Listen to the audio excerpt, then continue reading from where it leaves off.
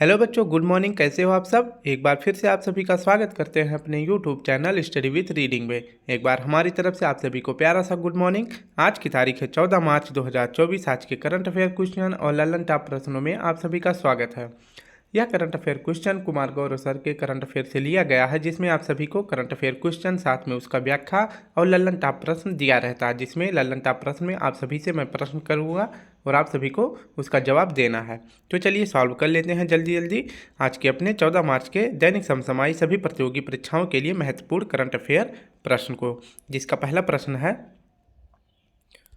हाल ही में किस देश के पहले निजी क्षेत्र के रॉकेट कैरोस का परीक्षण विफल रहा है? आपको बताना है किस देश का पहला निजी क्षेत्र का रॉकेट जिसका नाम है कैरोस, जिसका सफल परीक्षण किया जा रहा था लेकिन उसका सफल परीक्षण ना होकर वह विफल हो गया है।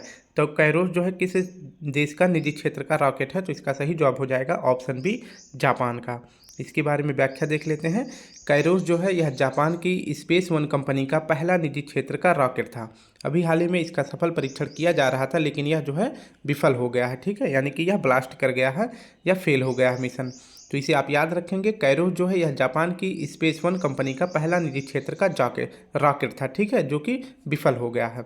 अभी हाल ही में जापान के द्वारा H3 रॉकेट का सफल परीक्षण किया गया है। तो H3 रॉकेट का सफल परीक्षण किसके द्वारा किया गया है? तो जापान के द्वारा किया गया है, ये आपको याद रखना है। अगर बात करें चांद की सतह पर जो है लैंड करने वाला पहला निजी क्षेत्र का लैंडर कौन सा है, आपको बताना है। और लैंडर के साथ साथ जो है आपको बताना है कि उस निजी क्षेत्र के लैंडर की कंपनी का क्या नाम है। ठीक है, तो ये दो प्रश्न आप सभी के लिए है। तो पहला निजी क्षेत्र का लैंडर का क्या नाम है? ओडीसीएस। क्या नाम है? ओडीसीएस नाम है। जबकि अगर कंपनी की बात करें कौन सी कंपनी है, तो इंटूएटिव कंपनी है। कौन सी कंपनी है? इंटूएटिव कंपनी है, ये आपको याद रखना है। तो पहला निजी क्षेत्र का लैंडर कौन सा है? ओडीसीएस है। और किस कंपनी का है? तो इंटूएटिव कंपनी का है, जो कि चांद की सतह पर आसानी से लैंड कर गया है। ठीक है, अब देख लेते हैं जापान के बारे में। जापान की राजधानी का क्या नाम है? टोक्यो जापान की राजधानी का नाम है। और जापान का उपनाम क्या क्या है? तो जापान का उपनाम है उगते हुए सूर्य का देश, निप्पन और सुकुमारो का देश। तो जापान के 3 उपनाम हैं, तो आप सभी को याद रखना है कौन कौन से नाम है। तो एक है उगते हुए सूर्य का देश, दूसरा है निप्पन और तीसरा है सुकुमारो का देश। जापान की संसद का क्या नाम है? तो जापान की संसद का नाम है डाइट। और जापान के पीएम कौन है? तो जापान के वर्तमान पीएम है फूमियो किशिदा। और यहाँ की मुद्रा का क्या नाम है? एन यहाँ की मुद्रा है।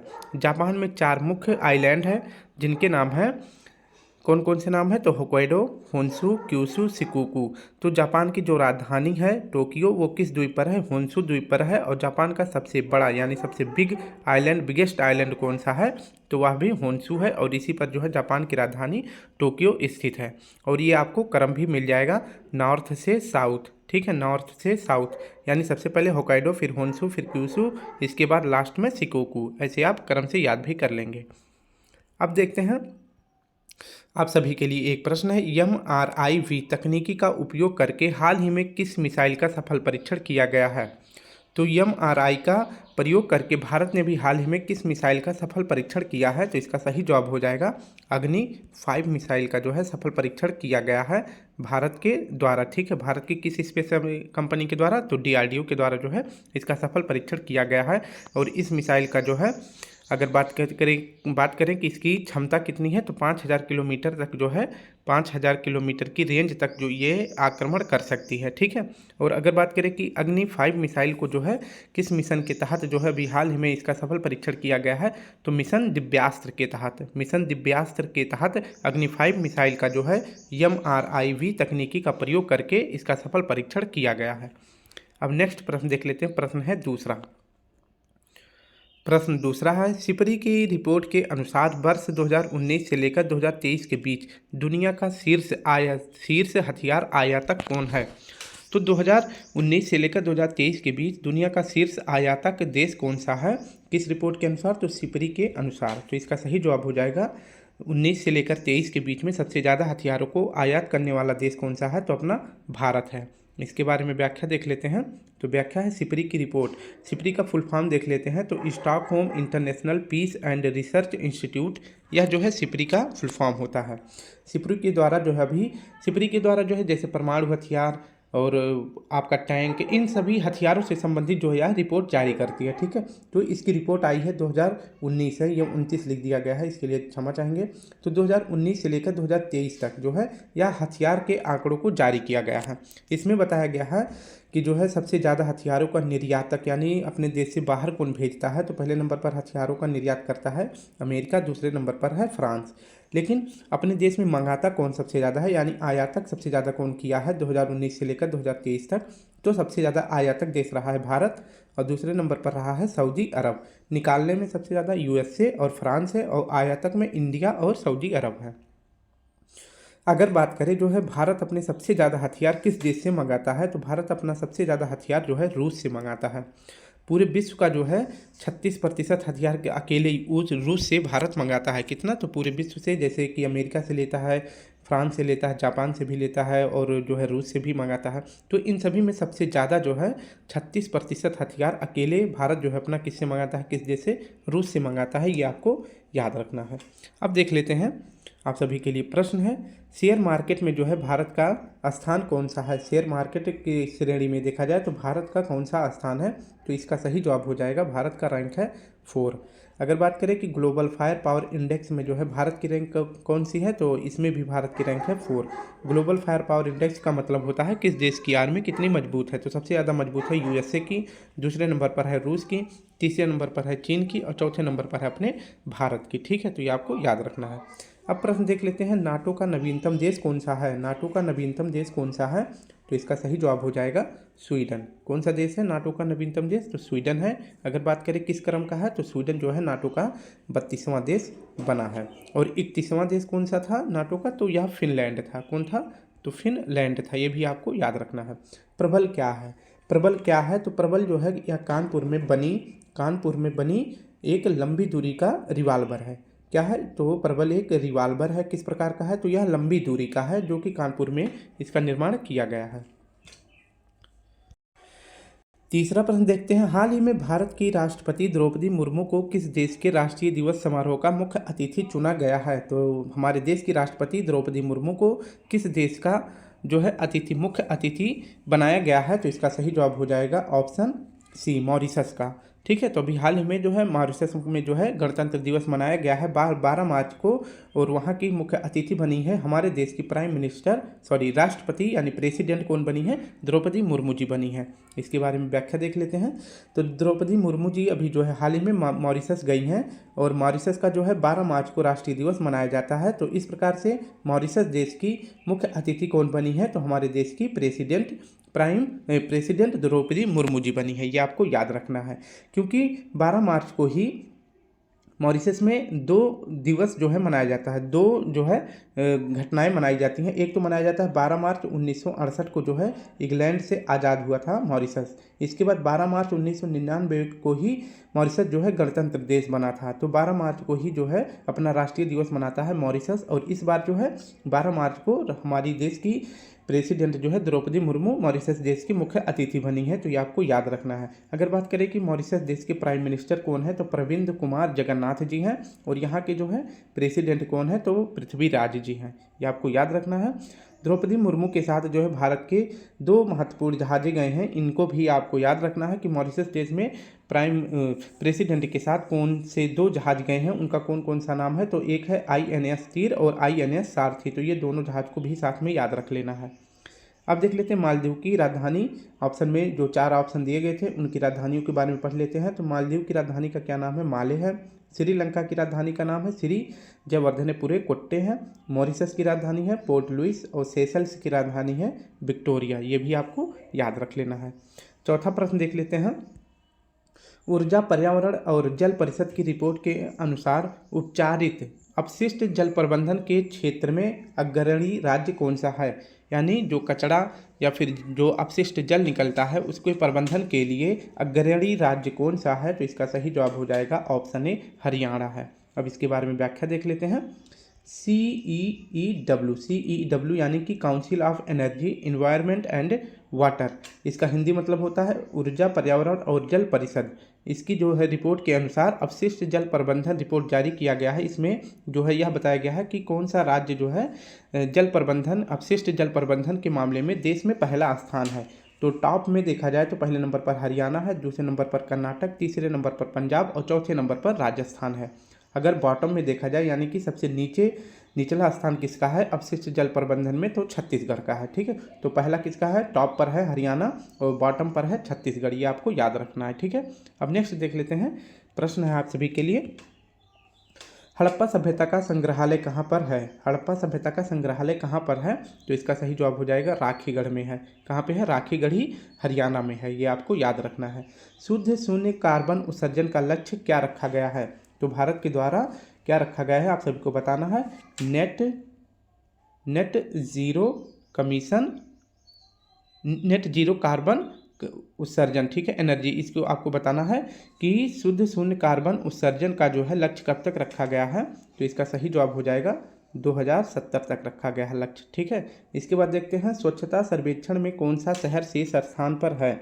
तो स्वच्छता सर्वेक्षण में कौन सा शहर पूछ रहा है, तो कौन सा शहर शीर्ष स्थान पर है? तो पहला स्थान इंदौर का है, इसके बाद दूसरा स्थान है सूरत का। ठीक है, तो ये पहला दूसरा स्थान है शहर श्रेणी में। अगर बात करें स्टेट श्रेणी में तो कौन सा पहला राज्य है? तो वह है महाराष्ट्र। ठीक है, पहला स्थान किसका है स्वच्छता सर्वेक्षण में? तो राज्य में देखा जाए तो राज्य में महाराष्ट्र का है, और अगर शहर में देखा जाए तो इंदौर और सूरत का है। नेक्स्ट प्रश्न देख लेते हैं। पांचवा प्रश्न, हाल ही में दुनिया की पहली 3D प्रिंटेड मस्जिद का निर्माण कहाँ हुआ है? तो दुनिया में पहली 3D प्रिंटेड मस्जिद का निर्माण कहाँ किया गया है? तो इसका सही जवाब हो जाएगा ऑप्शन डी, सऊदी अरब में किया गया है। इसके बारे में व्याख्या देखते हैं। तो विश्व की पहली 3D प्रिंटेड मस्जिद का निर्माण कहाँ पर किया गया है? जेद्दा में किया गया है। जेद्दा स्थान कहाँ है? सऊदी अरब में है। और इस मस्जिद का क्या नाम है? तो इस 3D मस्जिद का नाम है मोहम्मद शरबत अली मस्जिद। क्या नाम है? मोहम्मद शरबत अली मस्जिद है। और इस मस्जिद का निर्माण कौन करने वाला है? तो चीन करने वाला है। ठीक है, ये आपको याद रखना है। अगर बात करें कि सऊदी अरब की राजधानी का क्या नाम है? रियाद है। और सऊदी अरब की मुद्रा का क्या नाम है? तो रियाल है। राजधानी रियाद और मुद्रा रियाल है, ये आपको याद रखना है। इसके बाद बात करें तो सऊदी अरब में जो मरुस्थल है उसका क्या नाम है? तो अल नैफूद मरुस्थल है। इसके बाद देखा जाए विश्व का सबसे बड़ा रेतीला मरुस्थल कौन सा है? विश्व का सबसे बड़ा रेतीला मरुस्थल है रब अल खाली। ठीक है, सबसे बड़ा रेतीला पूछ रहा है। ठीक है, ये नहीं पूछ रहा क्योंकि विश्व का सबसे बड़ा मरुस्थल है सहारा मरुस्थल। लेकिन अगर रेतीला की बात किया जाए तो सबसे बड़ा रेतीला मरुस्थल है रब अल खाली। कहाँ पे है? तो सऊदी अरब में है। अब प्रश्न आप सभी के लिए है, भारत का पहला 3D प्रिंटेड मंदिर कौन सा है? आपको बताना है कि भारत का पहला 3D प्रिंटेड मंदिर कहाँ है। तो इसका सही जवाब हो जाएगा यह तेलंगाना में है। भारत का पहला 3D मुद्रित डाकघर कौन सा है? तो यह बेंगलुरु में स्थापित है। कहाँ पर स्थापित है? तो यह बेंगलुरु में स्थापित है, ये आपको याद रखना है। ठीक है, अब नेक्स्ट देख लेते हैं कहाँ पर स्थापित है। बेंगलुरु में स्थापित है। नेक्स्ट देख लेते हैं। प्रश्न है आप सभी का छठा प्रश्न है। छठे प्रश्न के लिए आप सभी को, हाल ही में गृह मंत्रालय ने 17 सितंबर को किसका स्वाधीनता दिवस घोषित किया है? तो आप सभी को बता दें कि आज़ादी जब भारत को मिली थी तो उस समय जो है कुछ देसी रियासतें थीं, उनमें से हैदराबाद, जूनागढ़ और जम्मू कश्मीर, ये तीनों रियासतें जो है आज़ादी के बाद अपना भारत में विलय नहीं करी थी। तो इनको कुछ महत्वपूर्ण घटनाओं के माध्यम से या फिर इन पर जो है ऑपरेशन चला के इनको जो है भारत में विलीन किया गया था। तो 17 सितंबर को जो है किसका स्वाधीनता दिवस घोषित किया गया है अभी गृह मंत्रालय के द्वारा? तो हमारा सही जवाब हो जाएगा हैदराबाद को। ठीक है, तो हैदराबाद को जो है ऑपरेशन पोलो के माध्यम से भारत में इसका विलय किया गया था। ठीक है, तो देख लेते हैं इसकी व्याख्या। हैदराबाद का स्वाधीनता दिवस जो है 1948 में ऑपरेशन पोलो के माध्यम से चलाया गया था। ऑपरेशन जो है पोलो के माध्यम से हैदराबाद में स्वाधीनता दिवस की इसकी शुरुआत करी गई थी। ठीक है, और अगर डेट पूछे तो 17 सितंबर 1948 को जो है निजाम से जो है हैदराबाद को मुक्ति मिली थी, यानी कि ऑपरेशन पोलो के माध्यम से हैदराबाद को भारत में विलय कर लिया गया था 17 सितंबर 1948 को ऑपरेशन पोलो के माध्यम से। ठीक है, तो इसीलिए जो है गृह मंत्रालय 17 सितंबर यानी कि गृह मंत्रालय के द्वारा भी हाल ही में हैदराबाद का स्वतंत्रता दिवस घोषित किया गया है, स्वाधीनता दिवस घोषित किया गया है, ये आपको याद रखना है। ठीक है, अब बात करते हैं कुछ महत्वपूर्ण ऑपरेशन के बारे में, जिसमें आप सभी को बताना है कि ऑपरेशन मेघदूत तो ऑपरेशन मेघदूत जो है कब चलाया गया था, तो यह चलाया गया था 1984 में। कब चलाया गया था, तो 1984 में चलाया गया था। और कहाँ पर चलाया गया था, तो सियाचिन में चलाया गया था। सियाचिन में चलाया गया था क्योंकि सियाचिन में जो है पाकिस्तान के द्वारा जो है इस पर अधिकार कर लिया गया था। तो मेघदूत, ऑपरेशन मेघदूत चला के 1984 में जो है सियाचिन पर अधिकार किया गया भारतीय सैनिकों के द्वारा। अगर बात करें कि वर्तमान में सियाचिन स्थान किस यूटी में है या किस यूटी में है, यानी कि जम्मू कश्मीर में है या लद्दाख में है, तो यह लद्दाख में है। ठीक है, इसे आप याद रखेंगे। और विश्व का सबसे ऊंचा युद्ध स्थल अगर पूछे कौन सा है, तो विश्व का सबसे ऊंचा युद्ध स्थल जो है यह सियाचिन है। ये भी आपको याद रख लेना है। और इसमें जो है भारत सियाचिन में जो है तैनात होने वाली पहली महिला अधिकारी कौन है, तो सियाचिन किसी युद्ध स्थल पर सबसे ऊंचाई पर तैनात भारत की पहली महिला अधिकारी कौन है, तो कैप्टन शिवा चौहान है। ये भी आपको याद रख लेना है। अगर सियाचिन पूछे जो है किस घाटी में स्थित है, सियाचिन किस घाटी में स्थित है, तो यह नुब्रा घाटी में स्थित है। ये भी आपको याद रखना है, किस घाटी में स्थित है, तो नुब्रा घाटी में स्थित है। ये साथ में आपको याद रख लेना है। तो ऑपरेशन मेघदूत 1984 में चलाया गया था। कहाँ पर चलाया गया था, सियाचिन में चलाया गया था।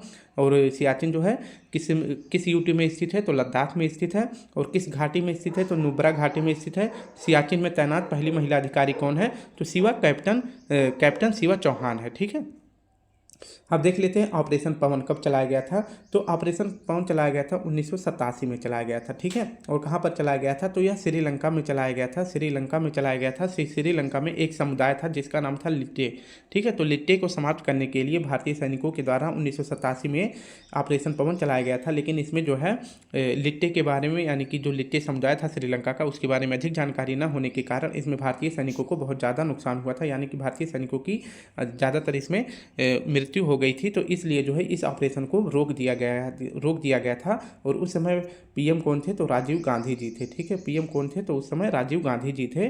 और इस ऑपरेशन पवन को समाप्त कर दिया गया था क्योंकि इसमें भारतीय सैनिकों की अधिकतर मृत्यु हो गई थी, तो अधिकतर जानकारी न होने के कारण। ठीक है, अब नेक्स्ट देख लेते हैं ऑपरेशन कैक्टस। ऑपरेशन कैक्टस कहाँ चलाया गया था, तो मालदीव में जो है सैनिकों के द्वारा जो है वहाँ पर सत्ता परिवर्तन किया जा रहा था। तो भारतीय सैनिकों के द्वारा जो है मालदीव की सरकार को बचाया गया था।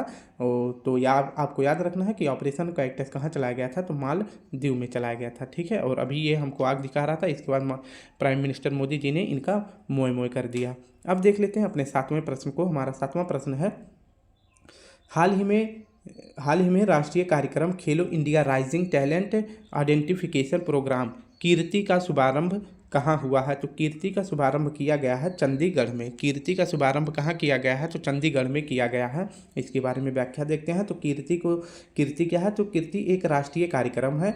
इसको लॉन्च किसने किया है, तो श्री अनुराग सिंह ठाकुर जी ने लॉन्च किया है। कहाँ पर लॉन्च किए हैं, तो चंडीगढ़ में लॉन्च किए हैं। अनुराग सिंह ठाकुर क्या है, तो वर्तमान में केंद्रीय युवा और खेल मंत्रालय के मंत्री हैं। श्री अनुराग सिंह ठाकुर जी द्वारा कीर्ति कार्यक्रम, राष्ट्रीय कार्यक्रम शुरू किया गया है चंडीगढ़ में। ये आपको याद रखना है। इसको क्यों शुरू किया गया है, पहले देख लेते हैं कि कीर्ति का फुल फॉर्म क्या होता है। तो कीर्ति का फुल फॉर्म होता है, के से हो जाएगा आपका खेलो इंडिया, इसके बाद आर से हो जाएगा, RI से हो जाएगा राइजिंग, और T से हो जाएगा टैलेंट, और I से हो जाएगा आइडेंटिफिकेशन। ये आपको याद रखना है। ठीक है, तो इसका मतलब हो जाता है खेलो इंडिया राइजिंग टैलेंट आइडेंटिफिकेशन। इसका मतलब होता है कि जो ज़मीनी स्तर पर, यानी कि जो गांव में या फिर शहरों में जो बहुत ही नीची लेवल पर व्यक्ति अच्छा प्रदर्शन करते हैं खेलों के माध्यम से, जो है वो मतलब खेलों में अच्छा उनका प्रदर्शन है, तो उनको जो है सपोर्ट करना। ठीक है, यानी कि ज़मीनी स्तर पर खेल प्रतिभा को पहचानना और उस व्यक्ति का सपोर्ट करना। ठीक है, तो उसके लिए जो है अब कीर्ति कार्यक्रम चलाया गया है श्री अनुराग सिंह ठाकुर जी के द्वारा। कहाँ से शुरू किया गया है यह कार्यक्रम, तो चंडीगढ़ से शुरू किया गया है। और यह जो है कितने वर्ष के बच्चों के लिए शुरू किया गया है, तो जो 9 साल से 18 साल के बीच में होंगे उन बच्चों के लिए कीर्ति राष्ट्रीय कार्यक्रम शुरू किया गया है। और आप प्ले स्टोर पे जाके जो है माई भारत ऐप डाउनलोड कर सकते हैं और वहाँ पे अपनी सारी जानकारी फिल कर सकते हैं। और फिर इस जो है इस मंत्रालय यानी कि युवा और खेल मंत्रालय के तहत जो है मतलब इसमें आदमी तैनात हो, मतलब नियुक्ति किया गया होगा, तो वो जो है लोग आके आपका प्रदर्शन अच्छा देखेंगे तो आपको जो है चयनित कर लेंगे। ठीक है, तो आपको याद रखना है कीर्ति कार्यक्रम चंडीगढ़ में शुरू किया गया है। किसके द्वारा, तो श्री अनुराग सिंह ठाकुर के द्वारा। अब देख लेते हैं आप सभी के लिए 2 प्रश्न है। खेलो इंडिया यूथ गेम्स का आयोजन कहाँ किया गया है, तो खेलो इंडिया यूथ गेम्स का आयोजन कहाँ किया गया है, तो इसका आयोजन किया गया है तमिलनाडु में। कहाँ किया गया है? तमिलनाडु में। और अब की बार इसका कौन सा क्रम है? तो 6वां क्रम है। इसमें पहला स्थान अगर पूछे किसका है तो पहला स्थान है महाराष्ट्र का। और इसका शुभंकर कौन था? तो इसमें शुभंकर का नाम था वीर मंगाई। ये आपको याद रखना है, ठीक है। अब नेक्स्ट देख लेते हैं खेलो इंडिया यूनिवर्सिटी गेम्स का विजेता कौन है। तो खेलो इंडिया यूनिवर्सिटी गेम्स का आयोजन पहले पूछे कहाँ पे किया गया था, तो असम में किया गया था इसका आयोजन। इसके बाद जो है अगर इसके बाद जो है यह किस क्रम का था, तो ये चौथे क्रम का था।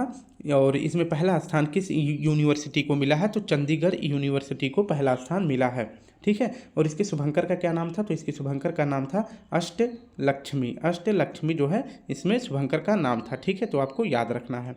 अब नेक्स्ट देख लेते हैं प्रश्न है हमारा 8वां प्रश्न है, हाल ही में प्रधानमंत्री मोदी जी ने कोचरब आश्रम का उद्घाटन कहाँ किया है। तो इसमें यह बहुत ही महत्वपूर्ण घटना है।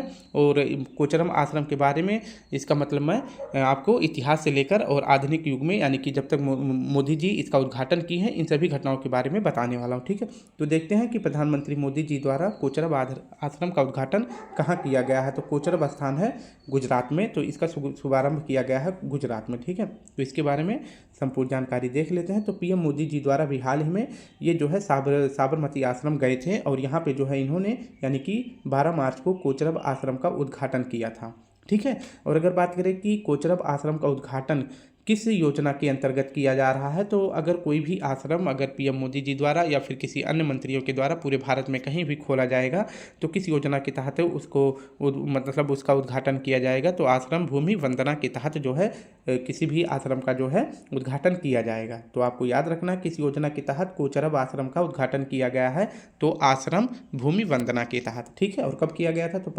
12 मार्च को किसके द्वारा, तो पीएम मोदी जी के द्वारा। साबरमती आश्रम में ही कोचरब आश्रम है, ये आपको याद रखना है। अगर बात करें कि इस कोचरब आश्रम का स्थापना जो है गांधी जी के द्वारा 1915 में ही कर दिया गया था। इसका उद्घाटन सिर्फ किसने किया है, तो पीएम मोदी जी ने किया है, ये आपको याद रखना है। अब देख लेते हैं 12 मार्च को ही क्यों किया गया था। तो अब यहाँ से आपका इतिहास शुरू होता है। तो 12 मार्च 1930 को जो है दांडी यात्रा शुरू करी जाती है गांधी जी के द्वारा। और इसमें जो है कितने लोग शामिल थे, तो दांडी यात्रा में 78 लोग शामिल थे। और यह दांडी यात्रा जो है कब समाप्त होती है, तो 6 मार्च 1930 को गांधी जी अपने इन 78 लोगों के साथ दांडी पहुँच गए थे, ठीक है। तो और यहाँ पे जो है पहुँचने के बाद नमक कर का विरोध किया था, यानी कि अंग्रेजों के द्वारा जो भारतीयों के ऊपर नमक कर का टैक्स लगाया गया था उसको जो है गांधी जी ने मानने से इनकार कर दिया, यानी कि उसका विरोध किया। तो 12 मार्च 1930 को दांडी यात्रा शुरू करते हैं, कहाँ से, साबरमती से गांधी जी शुरू करते हैं। और यह 6 अप्रैल 1930 को दांडी पहुँच जाते हैं। और वहाँ पर पहुँचने के बाद जो है नमक कर का विरोध करते हैं अपने 71 साथियों के साथ। और जब यह समाप्त कर देते हैं यानी कि नमक कर का विरोध करते हैं, फिर उसके बाद तुरंत ही एक आंदोलन शुरू हो जाता है जिसका नाम है सविनय अवज्ञा आंदोलन। यह कब शुरू होता है, तो 1930 में ही शुरू हो जाता है। तो आप डेट को याद रखेंगे, मतलब 1930 में ही दांडी यात्रा शुरू होती है। और दांडी यात्रा में जो है नमक कर का विरोध भी 1930 में करते हैं। और इसके जस्ट बाद जो है सविनय अवज्ञा आंदोलन 1930 में शुरू हो जाता है। और 1930 में ही जो है गोलमेज सम्मेलन जो है शुरू हो जाता है। पहला गोलमेज सम्मेलन कब शुरू हो जाता है, तो 1930 में ही। तो ये सारी डेट एक साथ लेके चलेंगे तो आपको आसानी से याद हो जाएगा। तो 1930 में पहला गोलमेज सम्मेलन हुआ था, 1931 में जो है दूसरा हुआ था, और 1932 में तीसरा गोलमेज सम्मेलन हुआ था। तो यह आपको याद रखना है। लेकिन गांधी जी से संबंधित जो जानकारी हम उसको पढ़ रहे हैं। तो 1930 में पहला गोलमेज सम्मेलन हुआ और 5 मार्च 1931 को जो है इरविन जो है गांधी और इरविन के बीच में जो है समझौता हुआ था। तो गांधी और इरविन के बीच में कब समझौता हुआ था, तो 5 मार्च 1931 में हुआ था, ये आपको याद रखेंगे। इसके बाद जो है क्या होता है, सेकेंड राउंड टेबल कॉन्फ्रेंस होता है, यानी कि द्वितीय गोलमेज सम्मेलन होता है। और कांग्रेस की तरफ से कौन भाग लेते हैं इसमें, तो सेकेंड राउंड टेबल कॉन्फ्रेंस में कांग्रेस की तरफ से गांधी जी जो है इसमें भाग लेते हैं। तो ये आपको याद रखना है। और यह कॉन्फ्रेंस कब होता है, तो 1931 में होता है, ये भी ठीक है। कब होता है, तो 1931 में होता है, ये आपको याद रखना है। तो 1930 में पहला होता है, 1931 में दूसरा होता है, और 1932 में तीसरा गोलमेज सम्मेलन होता है।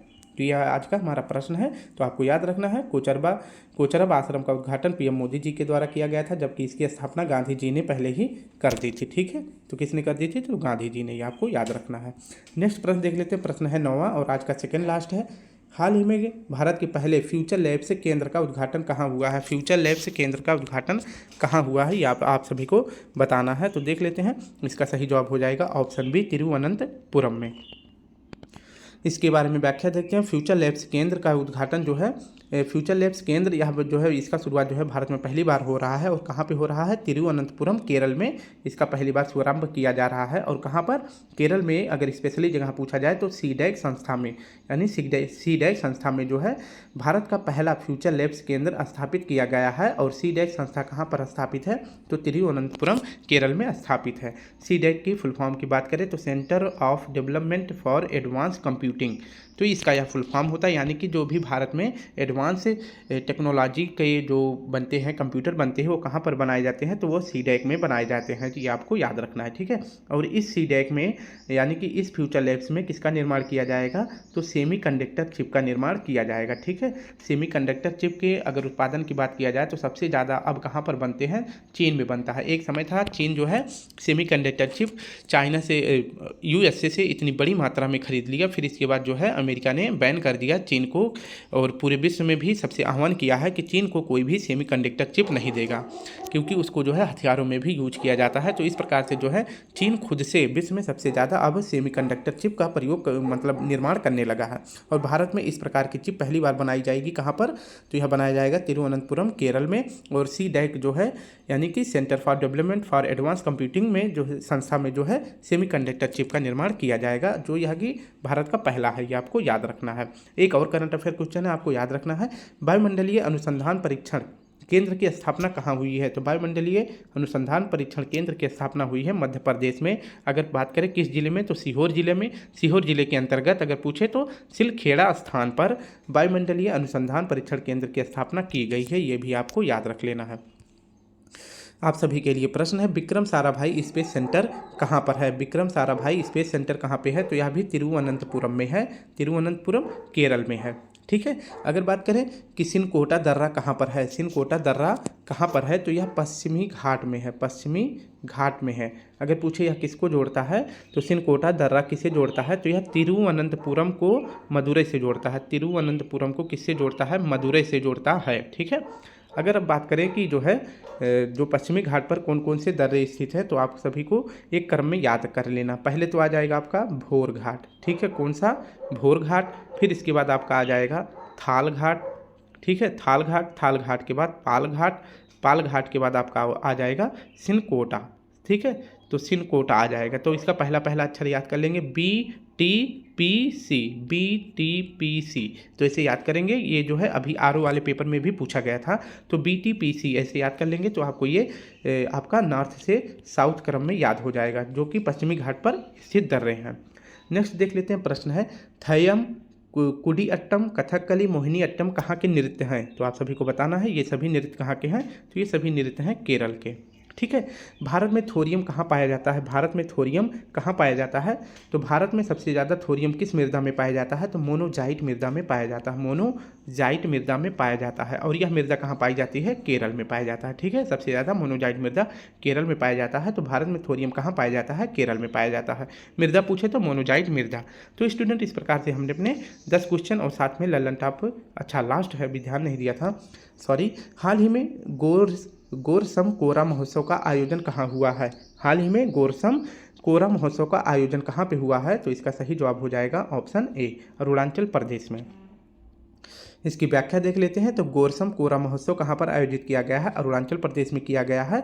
और अगर बात करें कि क्यों किया जाता है गोरसम कोरा महोत्सव का आरंभ, तो अब बात करें तो भारत और भूटान के बीच संबंध बेहतर करने के लिए गोरसम कोरा महोत्सव का आयोजन किया जाता है, क्योंकि भारत में भी और भूटान में भी दोनों जगहों पे जो है बौद्ध भिक्षु पाए जाते हैं। तो इनके बीच जो है यह फेस्टिवल शुरू किया गया है, गोरसम कोरा महोत्सव। कहाँ पर? अरुणाचल प्रदेश में। तो ये आपको याद रखना है। अगर बात करें अरुणाचल प्रदेश के स्पेशल किस स्थान पर यह महोत्सव मनाया जाता है, तो तवांग में जो है यह महोत्सव मनाया जाता है। और तवांग के अंतर्गत एक मठ है जिसे कहते हैं बौद्ध मठ।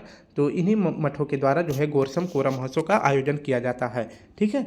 अगर बात करें कि जो है अभी कुछ दिनों पहले मतलब जो दलाई लामा जी पहले कहाँ के थे? तो ये तिब्बत में रहते थे, लेकिन जो है चीन के द्वारा जो है तिब्बत पर अधिकार कर लिए जाने के कारण तो दलाई लामा जी उसका विरोध कर रहे थे। तो इनको जो है वहाँ से भागना पड़ा, नहीं तो जो है चीन के द्वारा इनकी हत्या कर दी जाती।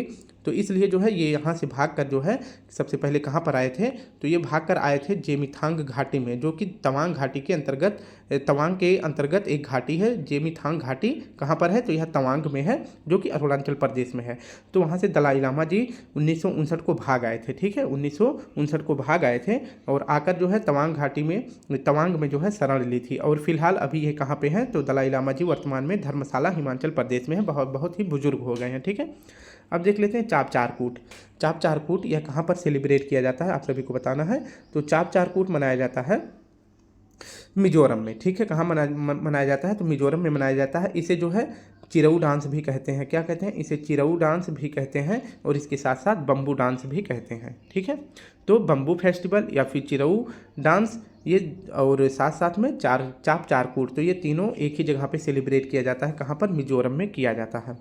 लास्ट देख लेते हैं वांगला फेस्टिवल कहाँ पे मनाया जाता है, तो यह मेघालय में मनाया जाता है, ठीक है। कहाँ पर मनाया जाता है, तो यह मेघालय में मनाया जाता है। इसका अन्य नाम क्या है, तो इसका 100 ड्रम फेस्टिवल भी इसे कहते हैं, वांगला फेस्टिवल को कहते हैं।